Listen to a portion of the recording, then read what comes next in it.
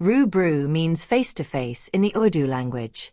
If you are a Muslim, the RuBru-ftf series can help you find your bearings on where Muslims stand today in relation to their recent past. All viewers may find many of the misconceptions floating around, corrected by the information the RuBru-ftf series supplies.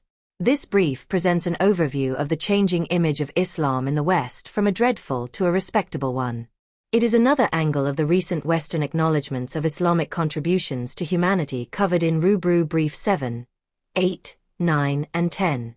In medieval Europe, Islam was largely perceived through the lens of religious rivalry, especially in the context of the Crusades. The distorted picture of Islam placed before a common European from the 7th century right up to the 19th century can be summarized using the following words of Encyclopaedia Britannica. Encyclopaedia Britannica, 1 of 5. From the time when a polemical work by John of Damascus, 676 to 749, was translated from Greek into Latin, some knowledge of Muhammad's life was available in the West but was nearly always used abusively.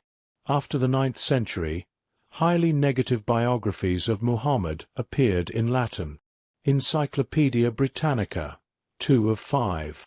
During the 13th century, European medieval knowledge of the life of Muhammad consisted of a series of works by scholars such as Pedro Pascual, Ricoldo de Montecroce, and Ramon Llull. In these works, however, Muhammad was depicted as an impostor and Islam as a Christian heresy, and in some of them, Muhammad was portrayed as the Antichrist. Encyclopaedia Britannica, 3 of 5. This highly negative image of Muhammad as a heretic, false prophet, renegade cardinal, or founder of a religion that promotes violence found its way into many other works of European literature over the centuries, such as the Chansons de Geste, William Langland's Piers Plowman, and John Lydgate's The Fall of the Princes. Encyclopaedia Britannica, 4 of 5. The general hostility toward Islam formed part of Martin Luther's polemic against the Roman Catholic Church, and the image of Muhammad as the Antichrist appeared in Alexander Ross's introduction to his translation of the in 1649. Encyclopaedia Britannica, 5 of 5. Apocalyptic interpretations of Muhammad continued into the 19th century in America, notably in George Bush's Life of Muhammad, 1830. In recent decades, Western scholars have actively worked to challenge and correct prevalent misconceptions about Muhammad in the West. Through rigorous historical research and scholarly publications, they emphasize his role as a religious reformer and advocate of compassion, thereby fostering a more nuanced, remarkably accurate understanding of his teachings and legacy. Thomas Carlyle, died 1881, was one of the earlier scholars who pointed out in his book Heroes and Hero Worship the prevalent distortions. Our current hypothesis about Muhammad, that he was a scheming impostor, a falsehood incarnate, that his religion is mere mass of quackery and fatuity, begins really to be now untenable to anyone. The lies, which well-meaning zeal has heaped around this man, are disgraceful to ourselves only. A vast number of Western scholars agree with the view expressed by Annie Besant, died 1933, who wrote in her book, The Life and Teachings of Muhammad, "It is impossible for anyone who studies the life and character of the great prophet of Arabia, who knows how he taught and how he lived, to feel anything but reverence for that mighty prophet." The number of quotes from Western scholars condemning the false image of Islam in the West and presenting its correct teachings is too large for this brief. We will conclude with a quote from Karen Armstrong.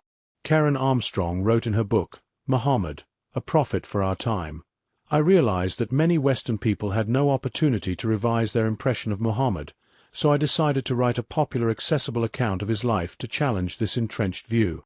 The result was Muhammad, A Prophet of Our Time, which was first published in 1991. Muhammad literally sweated with the effort to bring peace to war-torn Arabia, and we need people who are prepared to do this today. His life was a tireless campaign against greed, injustice, and arrogance.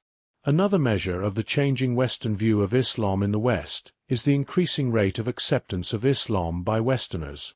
Today, the rate of conversion of Westerners to Islam is higher than it was any time in the past. The following words from ChatGPT on the subject confirm the changing view. ChatGPT, one of two. The number of Westerners converting to Islam today is unprecedented compared to earlier periods in Western history.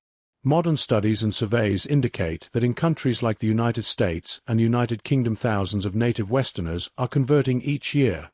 For example, estimates point to around 20,000 to 25,000 Americans and about 5,000 British converts annually. ChatGPT, two of two.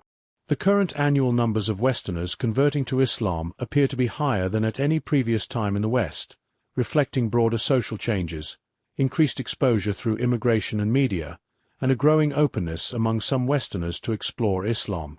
The fact remains that the medieval European distortions of Islam do exist today.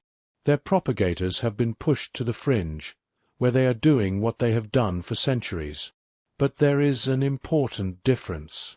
Today, no one in the West can repeat, in the company of scholars, the medieval misconceptions of Islam and still retain his/her scholarly credentials.